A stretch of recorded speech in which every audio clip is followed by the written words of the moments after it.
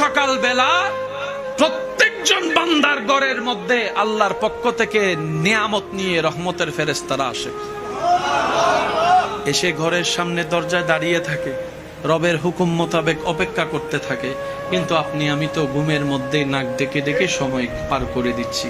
নির্দিষ্ট সময় থাকার পরে সে ফেরেশতা রবকে বলে, ইয়া রব, কার জন্য তুমি রহমত পাঠাইলা সে তো রহমত নিতে আগ্রহ দেখাচ্ছে না, কার জন্য তুমি দয়া করে নিয়ামত পাঠালা সে তো নিয়ামত নিতেও রাজি না, ঘরের দরজাটা পর্যন্ত খুলতেছে না, ঘরের দরজা পর্যন্ত খুলছে না, সে লাপের মধ্যে শুয়ে আছে, সে এরকম বিছনায় শুয়ে আছে, আজানটা দিয়ে তাকে তুমি স্মরণ করে দিয়েছো সে ভুলে যাবে বলে, তারপরও সে আসতেছে না।